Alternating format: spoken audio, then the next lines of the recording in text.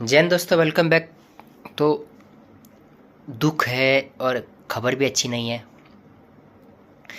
जुबिन गर्ग जो है सिंगर हैं हमारे, बहुत बड़े नामचीन सिंगर है, लेकिन मैं इनको बॉलीवुड का सिंगर नहीं कहूँगा। मैं इनको कहूँगा लोगों को दिल जो लोगों के दिलों पे राज करे ऐसा सिंगर, जो लोगों के दिल और दिमाग में ऐसे बस जाए कि आप मतलब कल्पना से परे हो जाए।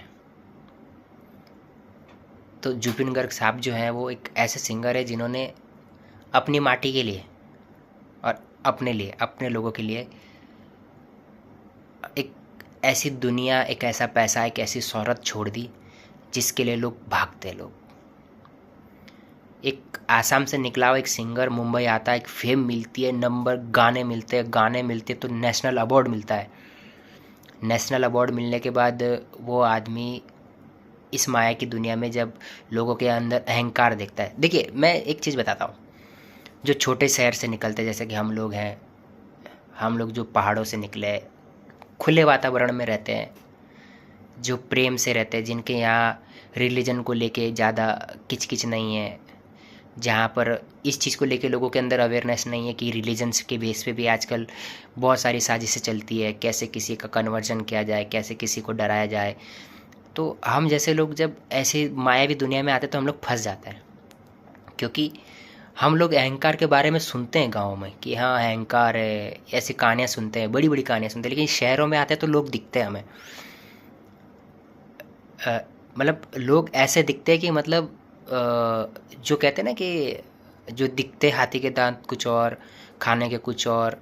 वो जितनी भी कहावतें हम लोग गांव में सुनते थे और जो गांव में हम लोग अक्सर सुना करते हैं, तो जब शहरों में आते हैं ना तो ये कहानियाँ और ये कहावतें ना हकीकत हो जाती है। और ऐसे चेहरे दिखते हैं, ऐसे लोग दिखते हैं, ऐसी एक दुनिया दिखती है, बनावटी दुनिया कहो इसे, या कोई अपने लिए बना रहा है इस दुनिया, या ये दुनिया ही ऐसी है, या शहर ऐसे ही होते हैं जहाँ पर बाप बड़ा ना भैया, सबसे बड़ा रुपया, ये है मुंबईया। तो ये चीज़ें लिटरली शहर में आने के बाद आपको एहसास हो जाएगी। गांव में रहने वाला ये सिंगर जो बहुत फेमस है, मुंबई में आने के बाद भी और फेमस हो जाता है बहुत, क्योंकि इसके जो आवाज़ है, इसमें माँ सरस्वती का वास है, और जो मिला है गॉड गिफ्ट बोलते हैं जिसे। तो वापस चला गया आसाम। आसाम गया तो ये सोच के गया ये बंदा कि पीस मिलेगा और पीस ऑफ लाइफ जीऊँगा, और जब इतना बड़ा सिंगर वापस जाएगा तो जाहिर सी बात है बॉलीवुड के लोगों को उसके गाने तो चाहिए ही, क्योंकि गाने अच्छे, आवाज़ अच्छी है तो गाने अच्छे गाता है, टैलेंटेड बंदा है। लेकिन बॉलीवुड वालों ने ना मार दिया। एक बड़ा हाथी जब दूसरा छोटे हाथी को देख रहा है कि यार ये तो कुछ कर रहा है, तो उसको हड़काता है। लेकिन यहाँ का जो एरोगेंट्स है, शहर का जो अहंकार है, उसने इस बंदे को मतलब लिटरली डम कर दिया। आसाम गए वापस जुबिन गर्ग और वहाँ पर रहने लगे, तो बॉलीवुड के लोग नॉर्थ ईस्ट नहीं गए। सोचो, ये जो मेरे मन में कभी थॉट नहीं था कि नॉर्थ ईस्ट के लोग चाइना से होते हैं या यहाँ से होते हैं। ये बॉलीवुड के जो एक ऐसी सोच बना दी, लोगों ने भी बोला चाइनीज़ लोग होते हैं, ये होते हैं, छोटे होते हैं, ये होते होते।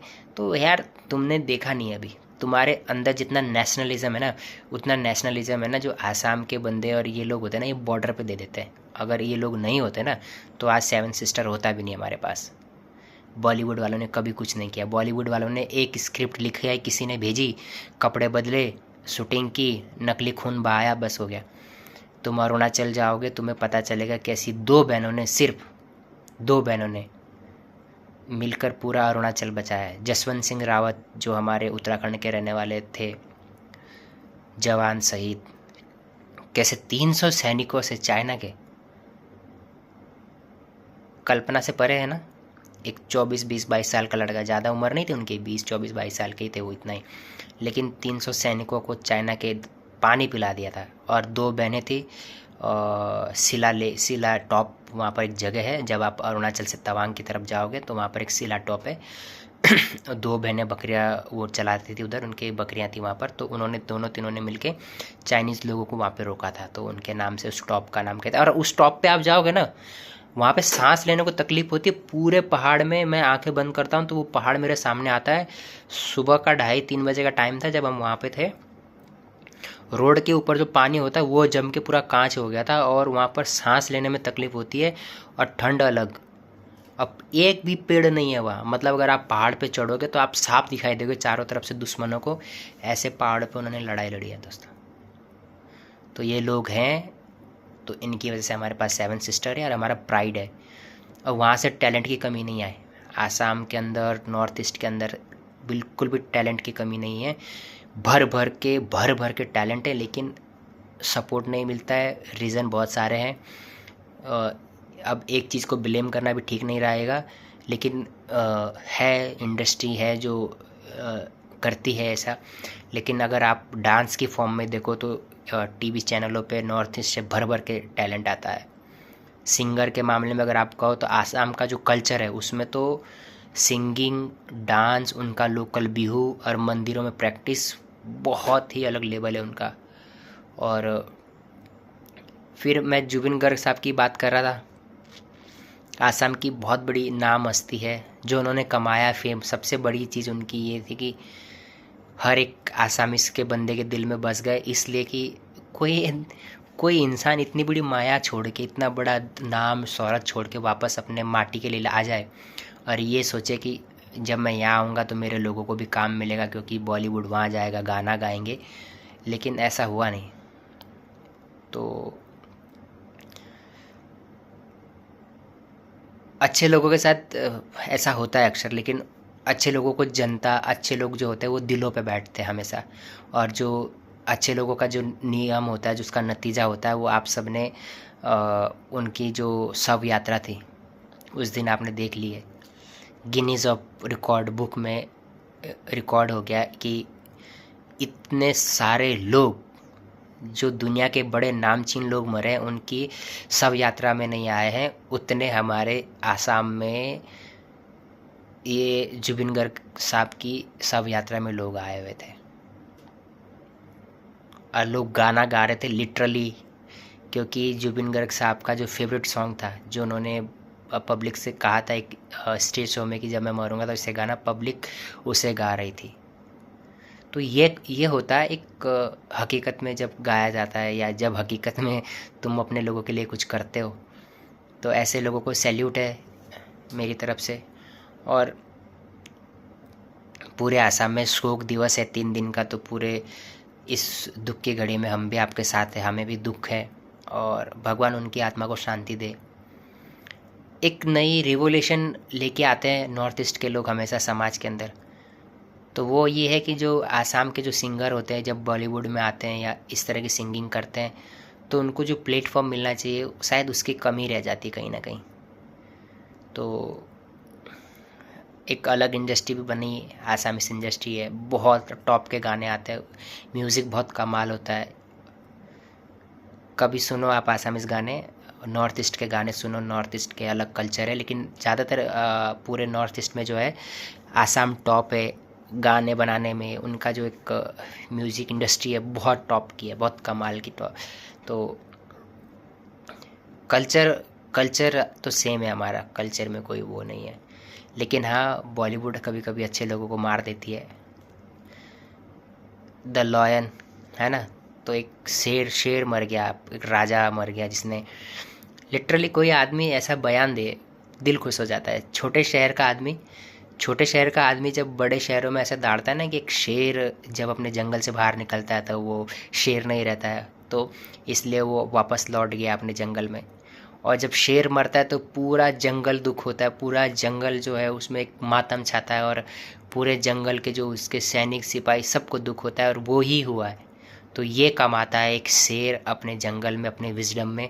शहर में मरने वाले, भीड़ में मरने वाले लाखों लोग मर गए, कुछ नहीं कमाया उन्होंने, कुछ भी बंद नहीं होता है। तो दुख है। लेकिन इंसान ने ये बोला है कि भाई खुश होके रहो, खुश होके मरो, एवरीथिंग इज़ इंजॉय है ना, सब कुछ इंजॉय करो। तो आत्मा की शांति के लिए प्रार्थना करेंगे ईश्वर से। अब मैं एक यहाँ से एक और टॉपिक छेड़ता हूँ। ये टॉपिक थोड़ा इंटरनेशनल है, लेकिन इसके ऊपर बात करने का थोड़ा अभी मेरा मन है, और टॉपिक बहुत सेंसिटिव है, ठीक है। अमेरिका में एक डेथ हुई है, एसेसिनेशन हुआ, यानी कि किलिंग हुई है, और शूट किया गया उसको। तो इस बंदे का नाम है चार्ली कर्क। चार्ली कर्क एक डोनाल्ड ट्रंप सपोर्टर था। डोनाल्ड ट्रंप सपोर्टर था और कैंपेन करता था डोनाल्ड ट्रंप के लिए कि डोनाल्ड ट्रंप जीते, और कैंपेनिंग करते करते बहुत फेमस भी हो गया था, और बहुत फेमस होने के साथ साथ बहुत कॉन्फिडेंस के साथ साथ एकदम कट्टर और एकदम स्ट्रॉन्ग बिलीव करने वाला क्रिश्चियन धार्मिक बंदा। कट्टरवाद की बात अलग है, कट्टरवाद पे बात नहीं थी उसकी, लेकिन उसकी जो सोच थी वो थी कि फेथ, जो उसका बिलीव था उसके ऊपर परचम, और उसके प्रति उसकी जो एक विचारधारा थी वो मुझे बहुत प्रभावित करती है। लेकिन मैं यहाँ से कुछ चीज़ें क्यों बता रहा आपको कि अब कुछ चीज़ें चेंज होने वाली है वेस्टर्न कल्चर में। पता नहीं ये कब तक होगी, लेकिन मैं आपको बताता हूँ कि क्या होगा। क्रिश्चियन समाज के जो लोग हैं, जो थोड़ा सा हमें लगता था कि बहुत ओपन माइंडेड है, और जो है क्रिश्चियन कल्चर जो है, ये लोग हम लोगों की सोच से, हमारे कल्चर से बिल्कुल अलग है। इन्होंने एक अपनी सोसाइटी में इतने सारे डेवलपमेंट्स किए हैं, वुमेंस राइट्स, वुमेंस की इक्वालिटी को लेके, वुमेंस हर जगह उनकी टॉप है, वुमेंस को रिस्पेक्ट, वुमेंस कुछ भी कर सकती है, साइंटिस्ट से लेके हर एक प्लेटफॉर्म पर है। हालांकि जो दूसरे कल्चर है, जैसे हमारे इंडियन कल्चर है, हमारा एशिया का कल्चर है, इंडिया, पाकिस्तान, बांग्लादेश, मुस्लिम कंट्रीज़ हैं, यहाँ पर इतना वुमेंस को ये नहीं है, जो लिटरली समाज में दिखता भी है। लेकिन जो कल्चर वेस्टर्न कल्चर का था वो बहुत ज़्यादा आगे चला गया था। तो चार्ली कर्क की जो एक ये सोच थी कि रिलीजन्स को, बिलीफ को एकदम स्ट्रॉन्ग करना, फैमिली वैल्यूज़ के ऊपर डिबेट करना। इस बंदे की सबसे अच्छी खासियत क्या थी कि ये बंदा डिबेट शो करता था कॉलेजेस में जाके, पब्लिक में जाके, ओपनली, और वहाँ पर हर एक सवाल का जवाब देता था। और इसकी जो टॉप प्रायोरिटी रहती थी वो थी कि मतलब एक रिलीजन्स के ऊपर लोगों को एक साथ लाना। तो एक इंस्पायर करता था लोगों को धर्म के प्रति, क्योंकि वेस्टर्न कल्चर में धर्म को लेके काफ़ी ज़्यादा चीज़ें, जो हम लोग कहते हैं, हम इंडियन कहते हैं ना, हम लोग सेक्युलर है, और फिर हम लोग का एक कट जाता है। तो चार्ली कर्क की भी वही सोच थी कि मतलब वो किसी के विरोध में नहीं था, लेकिन उसकी ये थी सोच कि हमें अपने देश के अंदर में जो हम लोग बहुत ज़्यादा मॉडर्न होने की कोशिश कर रहे हैं, या जो हम ज़्यादा जो कल्चर है, जैसे एक कल्चर ये है कि बच्चे लोग 10वीं के बाद बाहर निकल जाते हैं, माँ बाप घर पे हफ्ते में 1 दिन मिलने जा रहे हैं और परमिशन ले रहे हैं मिलने के लिए। फिर चाइल्ड अबॉर्शन, जो अमेरिका के अंदर में क्या होता है कि अनयूजुअली यौन संबंध बनते हैं यंग जनरेशन में, और बच्चों का बहुत अबॉर्शन होता है। यूएस के अंदर में जो भ्रूण हत्या है ये बहुत ज़्यादा होती है। जैसे हमारे देश में तो ऐसा था कि शादी के बाद किसी के पेट में लड़की है तो मार देते थे, लेकिन यूएस के कल्चर में ऐसा नहीं। यूएस के कल्चर में शादी से पहले ही रिलेशंस बनाए जाते हैं, और जब प्रेगनेंसी आती है तो बच्चों को गिरा देना, ये यहाँ की बहुत वो था। तो यूएस के अंदर में इसके खिलाफ कानून था पहले कि मतलब कर सकते हैं, आप कर सकते हैं, क्योंकि जाहिर सी बात है शादी नहीं हुई, अनकंडीशन है, कम एज में, तो आप भ्रूण हत्या कर सकते। लेकिन चार्ली कर्क इसके विरोध में था। उसका ये कहना था कि तुमको करना ही क्यों ऐसा, अगर तुम्हारी लाइफ भी है, तुमने शादी नहीं की है, तो तुम अपने आप को कंट्रोल करो। फैमिली वैल्यूज़ के ऊपर उस बंदे की अच्छी सोच थी कि हमारे जो क्रिश्चियन जो रिलीजन में हमारे ऊपर जो फैमिली की एक वैल्यूज़ होती है, एक सपोर्ट होता है, वो कितना ज़रूरी है। और सबसे बड़ा चीज़ कि धर्म को लेके, यानी कि जो क्रिश्चियनिटी है उसको और स्ट्रॉन्ग बिलीफ करना। तो यूएस जो था वो काफ़ी चीज़ें बढ़ चुकी है कल्चर के हिसाब से। लेकिन अगर एक इंसान, जब उनका एसेसिनेशन हो, जब उनके गर्दन पे गोली मारी गई और वो उनकी डेथ हो गई, तो उनका जो डेथ का जो कारण था वो था, लोग जो कह रहे हैं वो है एलजीबीटीक्यू, यानी कि ट्रांसजेंडर, और ये जो आजकल आता है सेम जेंडर की शादी, और ये जो नए नए ट्रेंड चले हैं अभी इंडिया में भी लोग करने लगे हैं। तो इसके विरोध में थे वो। उनका ये कहना था कि एक इंसान के अंदर हमारे देश में ये चीज़ें हो नहीं सकती, क्योंकि हमारे देश में जो किन्नर होते हैं, जो किन्नर जिन्हें हम कहते हैं, हम तो कहते हैं कि अर्धनारीश्वर, यानी कि हमने तो उसे ईश्वर ही बनाया है। तो हमारे लिए तो अगर वो नारी है, वो उनका उन्होंने इस चीज़ को एक अलग से अपने लिए ले लिया कि यार वो पैसा मांगते हैं, या उनको इस समाज से थोड़ा बाइकआउट कर देती, उनकी फैमिलीज़ सपोर्ट नहीं करती। लिटरली हमारे देश में ऐसा होता है कि अगर कोई किसी के घर में किन्नर पैदा हो जाता है, जो ना मर्द है या ना औरत है, या शारीरिक इस प्रकार के दिव्यांग अंग होते हैं जो वो चेंज हो जाते हैं, तो लोग रिस्पेक्ट नहीं करते या फैमिली अच्छा नहीं मानती है। तो फिर वो लोग अपनी लाइफ और सर्वाइविंग करने के लिए चाहे रोड पर भीख मांगे या किसी प्रकार का प्रोस्टिट्यूशन से जुड़ जाए। तो हम लोग के यहाँ अभी उनके खिलाफ़ इस तरह का कोई रेसिज्म नहीं है। रेसिज्म बोले तो हम उनसे कभी इस तरह की भावना से बात नहीं करते, क्योंकि वो धार्मिक तौर पे जो है सनातनी है, क्योंकि हम तो मानते हैं कि अर्धनारीश्वर ही होता है ना। लेकिन यूएस के अंदर जो है इसको लेके काफ़ी सारी चीज़ें क्रिटिसाइज़ होता है, बहुत रेसिज्म है इसको लेके यूएस में, और इनके खिलाफ भी थे वो हमेशा। मतलब उनका ये मानना था कि हमको, क्योंकि एलजीबीटीक्यू जो है एक अलग से क्या कहते हैं उसका नाम, जैसे अधिकार मांगना, अलग से एक अपने लिए कुछ आरक्षण मांगना, कुल मिला के आरक्षण मांगना, और अलग से राइट मांगना, अलग से ये हमारा अधिकार है, वो हमारा अधिकार है, हम ऐसे वैसे, इस तरह की चीज़ें जो होती है उसके खिलाफ थे वो। उनका ये कहना था कि अगर तो कोई ट्रांसजेंडर है भी, तो वो एक ही अंग में होगा ना, या तो वो मेल होगा या फीमेल होगा, तो उसके अंदर एक भावना होगी, या तो मेल का या फीमेल का। तो वो जो राइट्स हमें हैं, अगर वो मेल है तो हम, मेरा राइट्स उसका राइट सेम होगा, तो इसमें कोई बुराई नहीं थी। लेकिन जो ट्रांसजेंडर के जो सपोर्टर थे, जो इस चीज़ को सपोर्ट करते, उनको ये चीज़ पसंद नहीं थी। और जिसने असैसिनेशन किया, उसकी जो गर्लफ्रेंड है वो भी ट्रांसजेंडर थी, ऐसा बताने में आया है। जिस बंदे ने उसको मारा तो उसकी गर्लफ्रेंड भी जो है ट्रांसजेंडर है। तो एलजीबीटीक्यू सपोर्टर वो लोग हैं, उन्होंने मारा। बट उसके बाद अमेरिका के अंदर में कोई भी राइट्स नहीं हुए। हाँ, लोगों ने चार्ली कर्क मरा तो उसकी सेलिब्रेशन की। मैं सच्ची बताऊँ, मुझे दुख हुआ, क्योंकि ऐसे लोग कम आते हैं धरती पे, और ऐसे लोग बहुत कम होते हैं हमारे समाज में। ये तो मेरा समाज नहीं है, मेरे समाज के लोगों का मैं नाम बताऊंगा, लेकिन मैं चार्ली कर्क की एक बात आपको बताता हूँ कि ऐसे लोग वेस्टर्न कल्चर में आना बहुत ज़रूरी था। चार्ली कर्क सिर्फ अमेरिका को नहीं, क्रिश्चियनिटी को नहीं, अमेरिका के अंदर जो अमेरिका का प्रभाव है दुनिया के ऊपर पड़ता है, या जो वेस्टर्न का जो, जाहिर सी बात है, वेस्टर्न के जो कल्चर है, उनके जो कपड़े, रहन सहन, उनका असर हमारे इंडिया के अंदर भी बहुत ज़्यादा है ना। रिलीजन्स को लेके, कन्वर्जन को लेके मेरा कोई डाउट नहीं। जो इंसान जहाँ जिस धर्म में अपनी शांति खोज पाता है, तो हालांकि कन्वर्जन को लेके बहुत स्ट्रांग बिलीव था उनका कि जो इंसान जिस रिलीजन में पैदा होता है, जब वो उसी को फॉलो नहीं कर पाता है, तो उसका कन्वर्जन करना नहीं करना कोई मायने नहीं रखता, वो इंसान ट्रस्टेबल नहीं है, ऐसा उनका मानना था।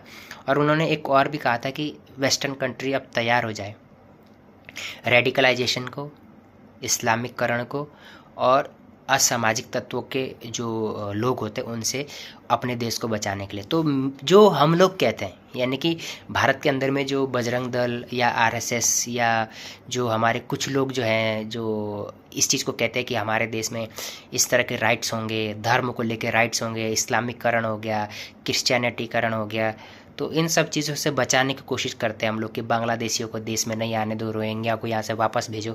तो वही चीज़ अब वेस्टर्न कल्चर में आने लगी है, और ये वेस्टर्न कल्चर एक टाइम पे रिफ्यूजीज़ को एक्सेप्ट करता था।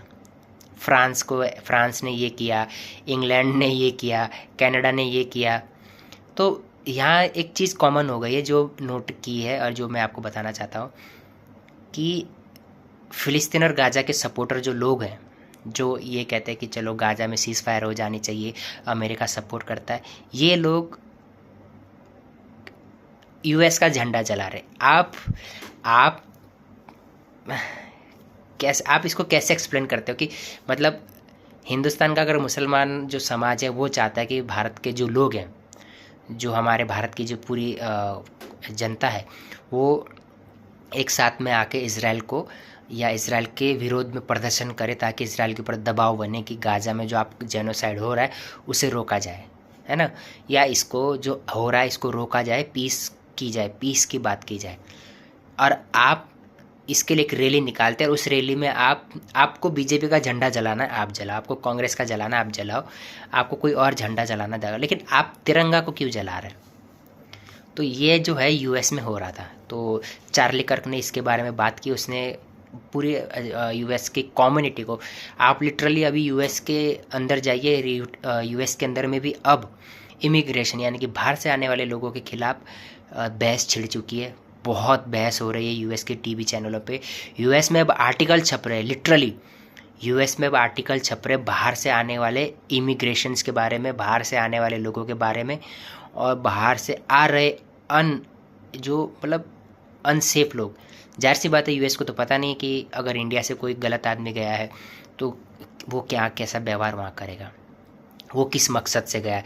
और जाहिर सी बात है इस्लामीकरण का तो एक रूल है कि जहाँ अगर उनकी पॉपुलेशन ज़्यादा हो जाती है, पूरी दुनिया में ये एक नियम है कि इस्लामीकरण की जो जब तक तो शांति है, जब तक कम है तब तक तो शांति रहते। बाकी यूएस के अंदर में भी ये चीज़ें शुरू होने लगी और अब मज़ा आने वाला है वेस्टर्न कल्चर में, क्योंकि डोनाल्ड ट्रंप ने तो यूएन सिक्योरिटी काउंसिल के बयान में ये बोला कि कनाडा के अंदर बहुत जल्दी शरिया कानून लगने वाला है।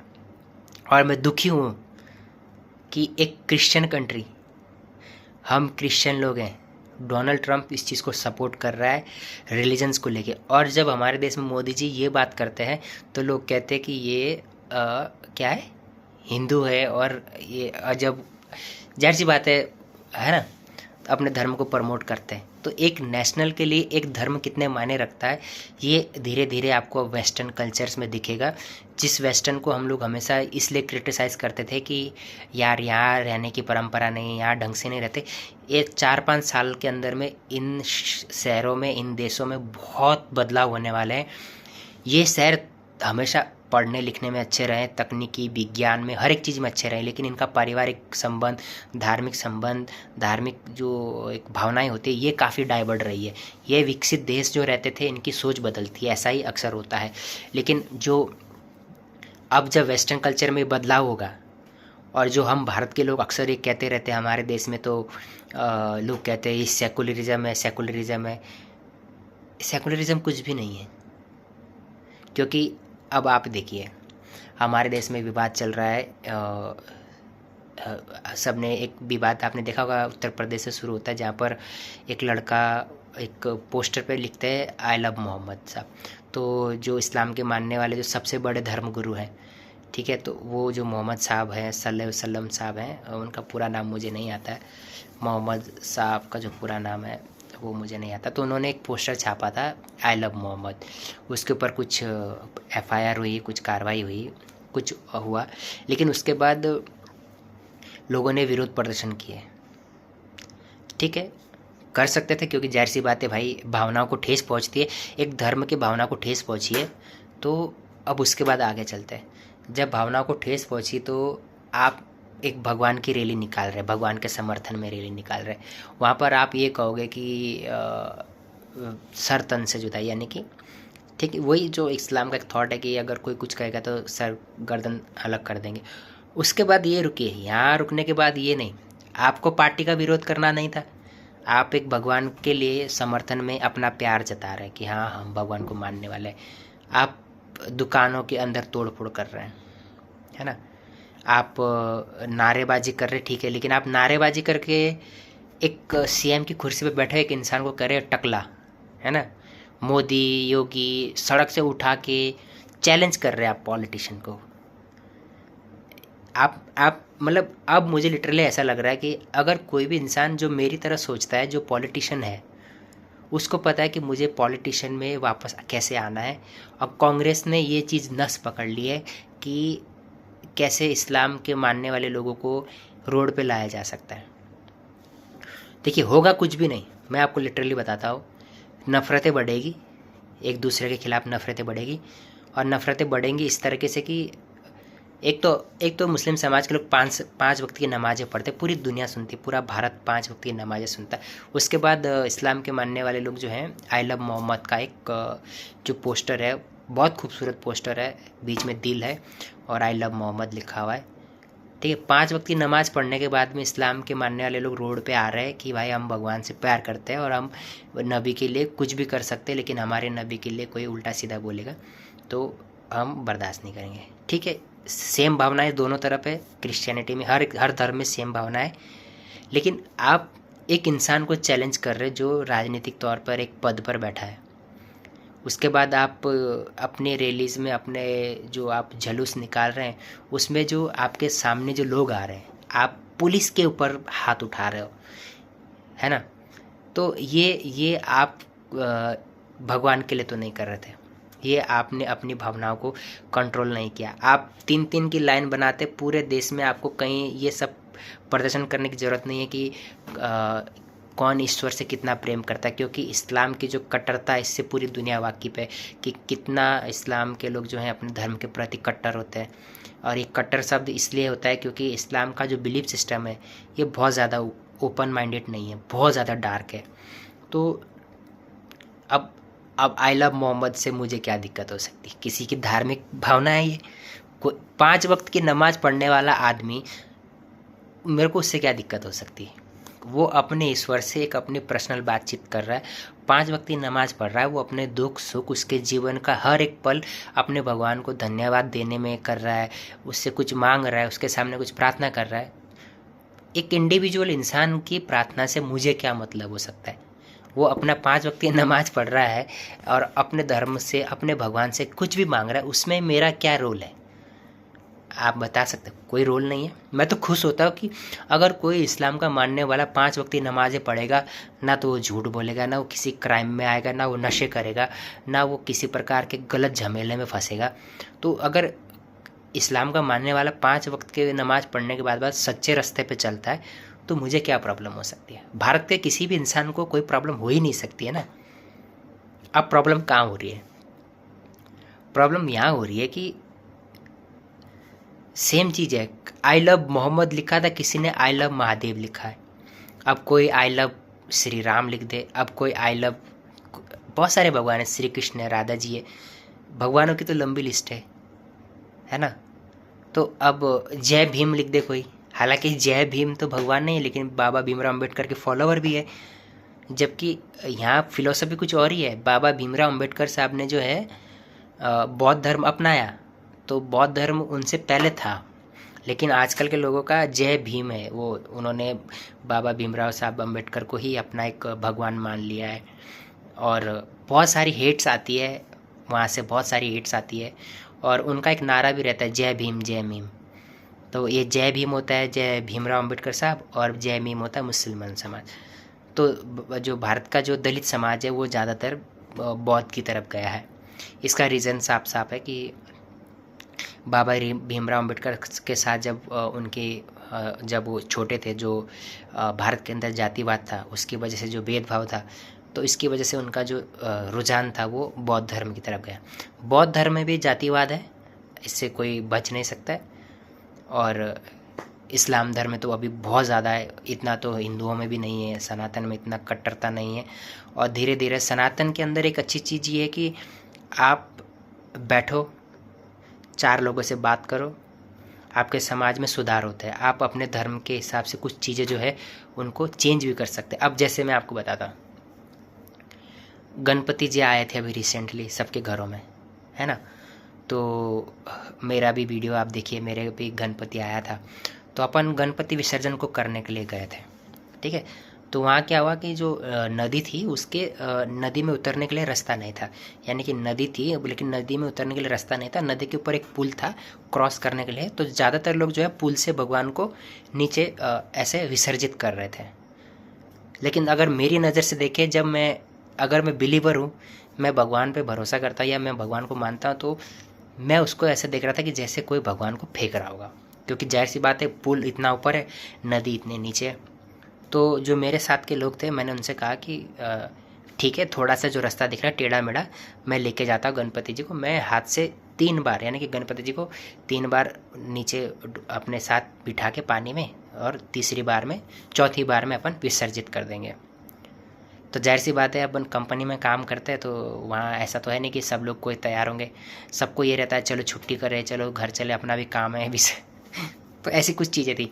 तो मैंने फिर मैं उनकी सुना, क्योंकि ज़ाहिर सी बात है वो बड़े लोग हैं, सीनियर लोग हैं, तो उन्होंने कहा यहाँ से कंफर्टेबल नहीं है। उनका मानना ये था कि रास्ता सेफ नहीं है, नदी की जो धार है किनारी है वो चिखट वाली है, गिर जाओगे। तो फिर मैं चुप रहा और हम लोग पुल पे लेके गए। तो पुल से अपन ने गणपति जी को ऐसे ऊपर से नीचे डाला। अब वो डालना ही समझ लीजिए आप उसे। वहाँ पर मेरी आस्था जो है थोड़ी सी डगमगा गई, ठीक है, कि मैंने एक मूर्त अपने घर पे लाई, ठीक है। अब वो मूर्त लाई मैंने, एक माटी की मूर्त है, मैंने उसको लाया, उसके ऊपर एक प्राण प्रतिष्ठा, उसके सामने बैठ के मैंने भजन किया, उसके सामने बैठ के मैंने अपने जीवन की दुख पीड़ा एक समर्पित चीज़ की। 10 दिन तक गणपति जी थे। भजन, आरती, भोग, सुबह शाम, मन में अच्छे ख्याल, दिमाग में गाने, भजन गाना, प्रार्थना करना, अपने अंदर एक पॉजिटिविटी आई। उस मुहूर्त में क्या है, कुछ भी नहीं है ना, एक माटी का ढांचा है, लेकिन उसने उस 10 दिन के अंदर में मुझे क्या दिया, मेरे अंदर पीस दी, मेरे अंदर, मैं गाना भी गाता हूँ मुझे तो तब पता चला जब मैंने 2-3 दिन भजन गाए। तो मेरे अंदर क्या बदला उस मुहूर्त से, ये चीज़ें बदली। फिर मैं सोचने लगा कि मूर्त खरीदी भी है, जिसने बनाई उसने भी पैसा कमाया है। अब मैं 10 दिन तक लगातार फूल लेके आ रहा हूँ, दूध लेके आ रहा हूँ, भोग चढ़ाने के लिए बहुत सारी चीज़ें खरीद रहा हूँ, क्योंकि मोदक बना रहा हूँ तो मोदक की सामग्री बाहर से आ रही है।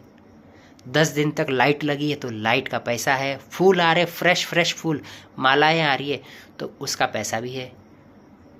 तो ये सारी चीज़ें एक मूर्त, एक मूर्त, कल्पना कीजिए अगर गणपति जी सिर्फ एक मूर्त है, उसमें कोई जीव जान प्राण नहीं है, तो अब इस मूर्त से कितने लोग जी रहे हैं। फूल बनाने वाला, गाड़ी वाला, फूल से लेके दूध वाला, मिठाई वाला, हर एक चीज़ है ना। कपड़े, हम लोग तो भगवान जी को कपड़े चढ़ाते, चादर चढ़ाते, शॉल चढ़ाते, कारोबार हो गया। एक भगवान ने मुझे पीस दिया, मेरी मेंटल हेल्थ के ऊपर मेरा सबसे बड़ा काम हुआ। तो ये जो धर्म होता है, इसकी कल्पना अगर किसी चीज़ कारण की गई है तो इसको कैसे की गई है, क्यों की गई, इसके पीछे कुछ कारण होते हैं। जो लोग कहते हैं कि भगवान क्या, बाहर से मूर्तियाँ खरीद के, तुम क्या जानो कि भगवान क्या होता है ना, बाहर से मूर्तियाँ खरीद कर उनसे मांगने वालों, ऐसा बहुत सारे लोग कहते हैं कि हिंदू समाज के लोग बाहर से मूर्ति खरीदते उनसे मांगते हैं। वो मांगते नहीं हैं, हम लोग देते हैं, लेकिन हमारे देने का तरीका बड़ा अजीब है। अभी देखिए, मूर्ति खरीदी, बनाने वाले ने पैसा कमाया, उसको कारोबार मिला। अब जिसके मैं फूल लाऊंगा उसको कारोबार मिलेगा, जिस ऑटो से मैं अपने घर आऊँगा उसको कारोबार मिलेगा।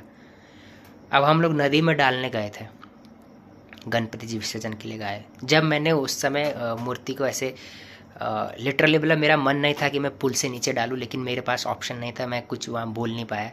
उस समय मेरा मतलब थोड़ा सा दुख हो गया था कि यार मैं 10 दिन तक इस मूर्त से इस सुबह उठता था, इतनी खूबसूरत सी सूरत है ना, बैठा हुआ है, एक मूर्ति के अंदर एक शक्ति है जो बैठी हुई है, जब भी मैं जाता तब भी मुस्कुराती है। उसकी जो आँखें, मैं इस कोने में खड़ा रहता तो मुझे दिख रही है, मैं उस कोने में खड़ा रहता तब मुझे दिख रही है। तो यार, और जब मैं भजन कर रहा हूँ या जब मैं उनके पास बैठ रहा हूँ तो वो मूर्ति ही है, उसके अंदर कुछ भी शक्ति नहीं है। लेकिन जब मैं वहाँ बैठ रहा हूँ, जब मैं भजन गा रहा हूँ, तो मुझे नहीं पता चल रहा कि मैं अभी बैठा था और 2 घंटे हो गए, मैं अभी बैठा था और 1 घंटा 2 घंटा बीत गए, मुझे पता नहीं चल रहा है। मैं बेसुरा गा रहा हूँ, मैं कैसा गा रहा हूँ, मैं क्या गा रहा हूँ, मुझे नहीं पता, लेकिन मैं गा रहा था। और मतलब वो 10 दिन कैसे कैसे कैसे निकल गए। तो अब आस्था को लेके तो किसी का कोई सवाल ही नहीं है, लेकिन अब आती है यहाँ पर एक और चीज़ है कि नेपाल में क्या हुआ उसको भारत के अंदर रिपीट करने की कोशिश हो रही है। मैंने आपको धर्म का एग्जाम्पल दिया, क्यों ज़रूरी है, इसको बारीकी से आप समझ सकते हैं। और अब इस चीज़ को ऐसे समझते हैं कि किसी भी देश को कैसे बर्बाद करना है। ये काम मेरे को शायद करना नहीं चाहिए, लेकिन मैं कर लेता हूँ। कभी कभी कुछ नहीं मिलता है किसी काम से, लेकिन बोल देना बहुत ज़रूरी होता है। मैंने 2 चीज़ें नोट करी है ये 10-12 दिन के अंदर में, जो मेरा पीस ऑफ माइंड कहता है। ये मेरी सोच है, मुझे नहीं पता कि ऐसा हो रहा है कि नहीं हो रहा है, लेकिन जो मैं देख रहा हूँ इसके ऊपर मैं एक चीज़ बता रहा हूँ। 2029 में चुनाव होने वाला है और बीजेपी को हराने के लिए विरोधी पार्टियां किस तरह के गेम खेल रही है। आज से पहले सिर्फ हिंदू और मुसलमान हुआ करता था कांग्रेस के, जब कांग्रेस थी, जब बीजेपी सत्ता में आई है। लेकिन अब 3 चीज़ें नहीं हो रही है, अब 4 चीज़ें एक साथ हो रही है। मैं आपको 4 चीज़ें गिनवा देता हूँ। हिंदू मुसलमान जो हो रहा था उसको और ज़्यादा आग लगी आई लव मोहम्मद के पोस्टर की वजह से, क्योंकि आई लव मोहम्मद का जो पोस्टर है उसको एक ऐसा रंग दे दिया गया है कि भाई भारत के जो लोग हैं, जो हिंदू समाज के लोग हैं, वो नफ़रत करते हैं। इतने सालों से हिंदू लोग 5-5 वक्त की नमाज़ें सुन रहे, तब किसी ने कोई विरोध नहीं किया, लेकिन आज एक पोस्टर का विरोध कर रहे। इसको अब एक पॉलिटिकल चीज़ दी जाएगी, ठीक है। अब मुस्लिम समाज के लोगों का एक थॉट ये भी होगा कि बीजेपी सत्ता में तो हमारे धर्म की आदत छीन जाएगी, हमारा ये छीन जाएगा, हमारा वो छीन जाएगा। बीजेपी कितने सालों से सत्ता में, आज तक आपने सुना? ठीक है, चलो अब ये सोचते हैं। दूसरी चीज़, क्रिश्चियन और हिंदू समाज के लोग अभी जो लोग कन्वर्ज हो रहे हैं या जहाँ पे कन्वर्जन चल रहा है उनको रोकने की कोशिश कर रहे हैं, चाहे वो बजरंग दल हो, चाहे गांव का एक सिंगल आदमी हो, वो ये काम कर रहा है, ठीक है। तो अब कौन खड़ा हो गया? हिंदू मुसलमान, हिंदू और क्रिश्चियन। यह सब हिंदू, क्योंकि क्रिश्चियन जो इंसान बन रहा है वो हिंदू है, दलित है, आदिवासी है, ठीक है। यहाँ 2 चीज़ें नोट करो।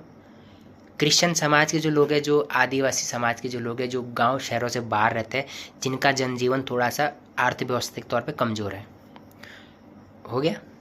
अब उसके बाद दलित समाज यानी कि भीमराव अंबेडकर साहब को, बौद्ध को मानने वाले, किसके खिलाफ है? हिंदू समाज के खिलाफ है। हिंदू कौन है? हम, यानी कि वो हिंदू जो अपने देश, अपने धर्म से ऊपर देश को रखता है, जो ये कहता है कि नहीं, अगर हमारे पाकिस्तान से दुश्मनी है तो दुश्मनी है, यानी कि अगर ऑपरेशन सिंदूर हुआ है तो हुआ है और हम देश के साथ हैं। लेकिन इन तीनों चीज़ों में ये चीज़ें अब आपको नहीं दिखेगी। 3 चीज़ें मैंने पकड़ी, और चौथी चीज़ क्या है? ये जो लफ्ज़ियात वगैरह ये जो सब चल रहे हैं, इस चीज़ को भी आप इंक्लूड करो, क्योंकि सबसे बारीक चीज़ें हैं ये, जो किसी भी राष्ट्र को ख़त्म कर सकती है। वीडियो लंबा हो रहा है, पता नहीं फिर मैं ये थॉट मेरे दिमाग से फिर उतर जाए, तो अभी जो आ रहा है मैं आपको इंडिविजुअल एक चीज़ आपको बता रहा हूँ कि हाँ ऐसा हो सकता है कि ऐसा हो रहा है, पर मैंने जो बारीक चीज़ देखी है मैं ये चीज़ आपको बता रहा हूँ। अब मैं बताता हूँ कि मैंने ऐसा क्यों कहा। मैं अभी रिसेंटली कुछ दिन पहले बाइक लेके मार्केट की तरफ गया, तो मुझे वहाँ पर एक बंदा पोस्टर के साथ दिखा, तो उसने नीला रंग का टीका लगाया था। तो मेरे को दूर से पता चल गया था कि ये बौद्ध को मानने वाला है।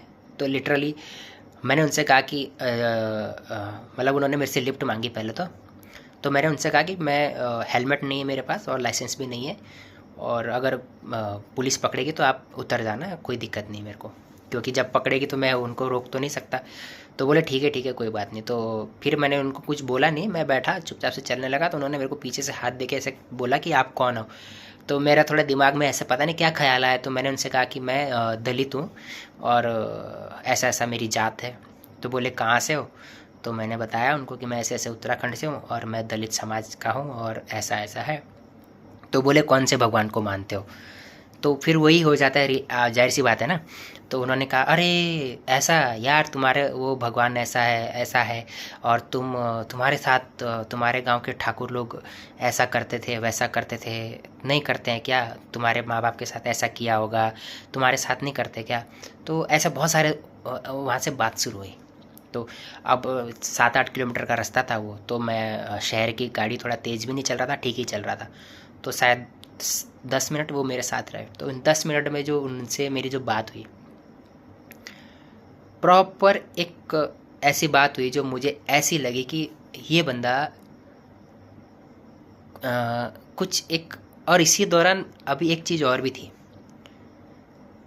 CGI जो सुप्रीम कोर्ट के जज है मिस्टर गोगोई साहब, उन्होंने भी बयान दिया है कि अगर तुम्हारे विष्णु भगवान इतने ही वो कर सकते तो अपनी मुंडी भी ठीक कर सकते हैं, लगा सकते हैं। उन्होंने एक खास हमारे धर्म को प्रति एक ऐसा बयान दिया। तो अब मैं इस चीज़ को कैसे देख रहा हूँ? मैं इस चीज़ में नहीं पढ़ना चाहता कि भाई तुम्हारा ये धर्म है वो धर्म है, तुम मानो तुम्हें जो धर्म है। तो कहता हूँ अगर भारत का कोई भी हिंदू ये कहता है कि यार मेरे को जीसस पे ट्रस्ट आ रहा है, जीसस सारे दुख हर लेता है, जीसस ने मुझे जन्म नहीं दिया लेकिन मैं उसको अपना लूँगा, तो मेरे सब जाओ यार, है ना, कोई दिक्कत नहीं है। अब प्रॉब्लम मैं क्या बता रहा हूँ? प्रॉब्लम आती है नेशन पे। आप अपने एक रिलीजन तो आपकी एक पर्सनल चॉइस हो गई है ना, आपको भगवान पे विश्वास है तो आपका एक शरीर मानेगा उस भगवान को।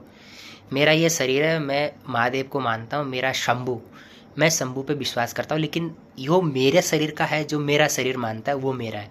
मेरी फैमिली में हो सकता है कि पापा अलग हो, मम्मी का अलग हो, सिस्टर का अलग हो, माता जी मानती होंगी माँ शक्ति, हमारी जो कुल देवी है वो शेरा वाली माता जी है, और हमारे जो कुल देवता है, जो हमारे कुल है, जो हमारा खानदान का जो कुल है वो शेषनाग है। तो हमारे तो एक घर में 4 हो गए अलग अलग बिलीफ सिस्टम, लेकिन हमारी जो इंडिविजुअल सोच है तो एक ही है, वो है सनातन और राष्ट्र। ये 2 चीज़ें खराब हो जा रही है, क्योंकि जब आप किसी का धर्म का विरोध कर रहे हैं तो फिर आपके धर्म का विरोध करते करते आप नेशन पे आ जाते हो। और नेशन इस टाइम पे दुनिया में नेशन इतना इम्पोर्टेंट है।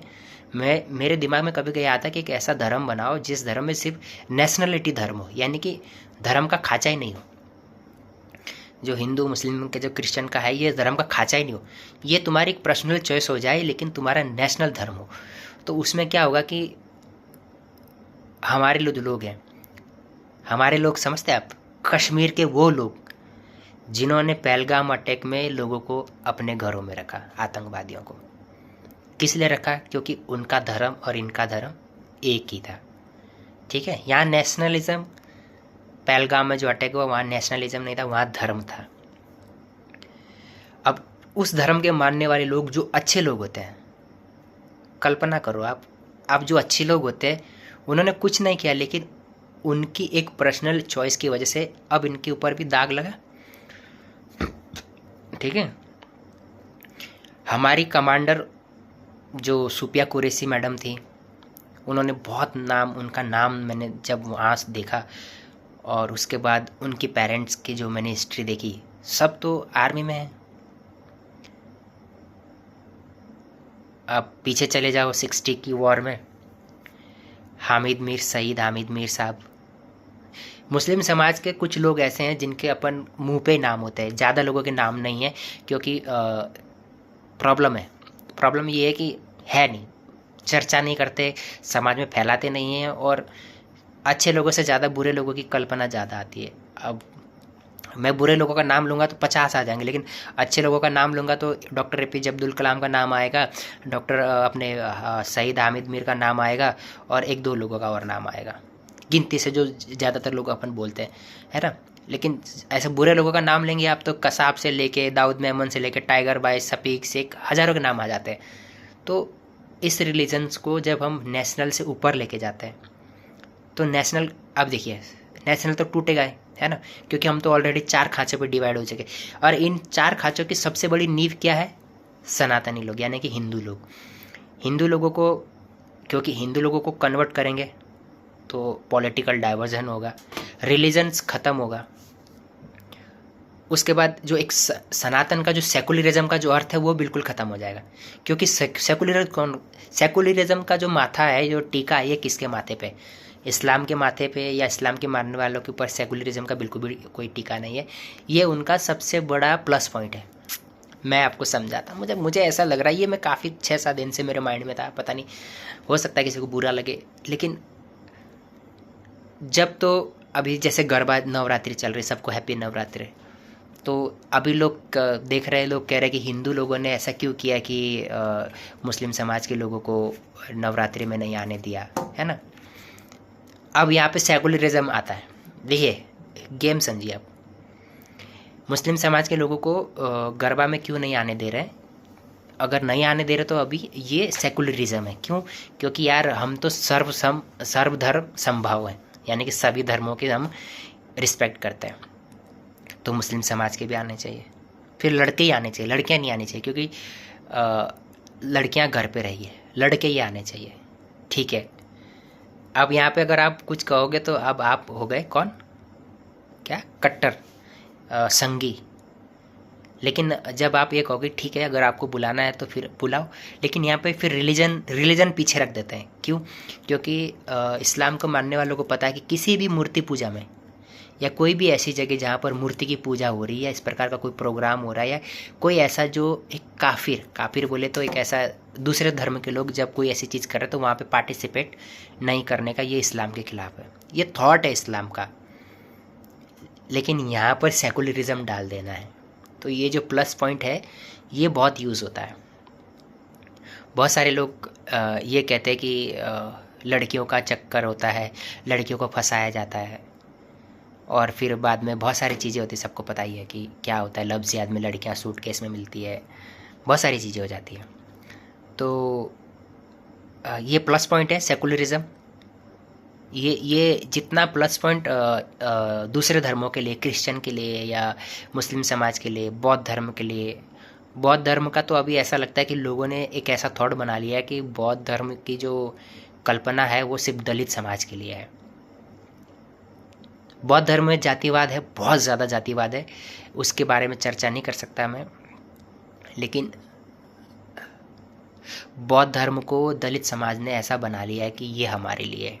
अगर आप बताइए, बौद्ध धर्म तो मैं भी अपना सकता हूँ, जात का कोई, क्योंकि अगर बौद्ध धर्म ये कहता है कि सब लोग एक समान है, कोई भी जात नहीं है बौद्ध धर्म में, तो फिर बौद्ध धर्म की जो पूरी परचमता है, जो बौद्ध धर्म का जो एक भाव है, वो सिर्फ दलित समाज ने क्यों पकड़ के बैठे है? क्योंकि आप कहीं भी देखो, जब भी आप देख रहे हो, कहीं भी किसी वीडियो में देख रहे हो तो, या किसी प्रकार के लोगों को जब आप मिल रहे हो, चंद्रशेखर बाबू से भी जब आप मिल रहे हो और बहुत सारे लोगों से मिल रहे हो, तो उनका एक थॉट है कि मतलब जो बौद्ध धर्म है वो सिर्फ दलितों का है। अब जब धर्म में ही जात पकड़ ली गई है तो फिर ये धर्म सेकुलर कैसे हुआ, या ये धर्म पीसफुल कैसे हुआ? यहाँ पे तो एक थॉट, एक विचार का ही क्रश हो रहा है ना। क्योंकि जब इस धर्म में अगर ठाकुर को भी एक्सेप्ट करना चाहिए फिर, और अगर ठाकुर एक्सेप्ट कर रहा है तो फिर दलित समाज हमेशा ये कह रहा है कि नहीं, भीमराव अम्बेडकर साहब ने ये किया दलितों के लिए, दलितों के साथ ऐसा होता है। यहाँ पे कॉन्फ्लिक्ट, सोच का कॉन्फ्लिक्ट हो रहा है। तो अब मैं आगे चलता हूँ। फिर वो बाइक वाले का मुझे फ़ोन आया था, नंबर लिया था एक्चुअली, तो फ़ोन आया था, उन्होंने मुझे कैसे बात किया ना, तो उन्होंने मेरे से मैंने उनको हेलो बोला, और मेरा जय शंभू निकलता ही है, सबको पता है, जो मेरे से बात करते हैं उनको पता है कि मैं जब भी बोलता तो मैं जय शंभू बोलता हूँ।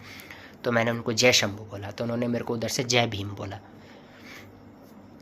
ठीक है, अब वो मेरे को कन्विंस करना चाहते थे।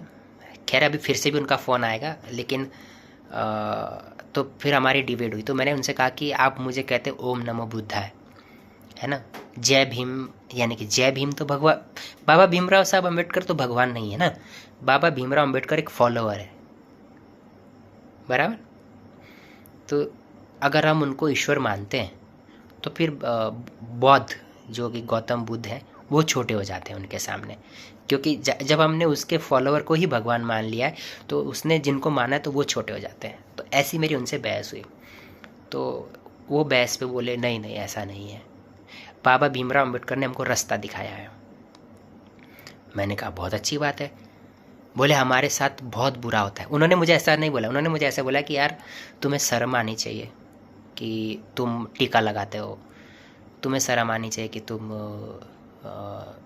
बीजेपी को वोट देते हो, तुम्हें शर्म आनी चाहिए, हम दलित हैं, हमारे साथ ऐसा हुआ, हमारे साथ ऐसा हुआ, हमारे साथ ये टॉर्चर हुआ, हमारे ठाकुरों ने हमारे साथ ऐसा किया, हमारी बहन बेटियों के साथ ऐसा किया। तब किया, कब किया? ये पुरानी पीढ़ियों ने किया। ये मानते हैं हम इस चीज़ को, इस चीज़ से डिनाई नहीं हो सकता। जातिवाद था, सोच विवाद थी, वर्ण व्यवस्था तो बौद्ध धर्म में भी है। बौद्ध धर्म में भी जब आप बौद्ध अपनाते हो तो वहाँ पर आपको रखा तो ओबीसी समाज में ही जाता है। और धर्म की एक और चीज़, बात करते करते निकल गया, वीडियो चाहे 1 घंटे की हो, देखना हो तो देख लेना, लेकिन मैं तो डाल दूंगा ताकि मेरे को तो याद रहेगा कि मेरी क्या सोच है, आप लोगों को कभी मेरी सोच के बारे में ये नहीं हो कि यार ये इंसान तो ऐसा है। तो बता देता हूँ क्या है। क्रिश्चियनिटी में और बौद्ध में 2 कॉन्फ्लिक्ट है कि आप अगर दलित हो और आपने अगर क्रिश्चियन और बौद्ध धर्म अपनाया तो आप वहाँ पे इक्वल नहीं हो। यानी कि पुराने जो क्रिश्चियन है और जो अब का बदला हुआ क्रिश्चियन है, अगर वो जात में कम जात का है तो वो क्रिश्चियनिटी में भी कम जात का ही रहेगा, और उसका जो एक स्टेटस होता है, यानी कि अगर इस्लाम में ये कहा जाता है कि सब एक समान है, कोई बड़ा नहीं, कोई छोटा नहीं, कोई जात नहीं, कोई कुछ नहीं, तो फिर ओबीसी का आरक्षण क्यों? या फिर भी क्रिश्चियन बनने के बाद भी दलित विक्टिम कार्ड क्यों? अगर बौद्ध अपना लिया है तो बौद्ध अपनाने के बाद भी ओबीसी समाज का आरक्षण लेने का अर्थ क्या है?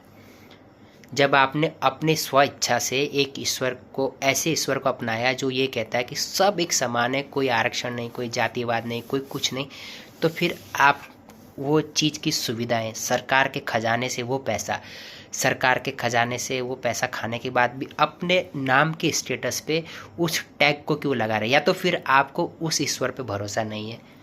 मैं क्रिश्चियन समाज के लोगों से ये कहना चाहता हूँ कि आप इस चीज़ को क्लियर करो अपने जो फॉलोवर हैं।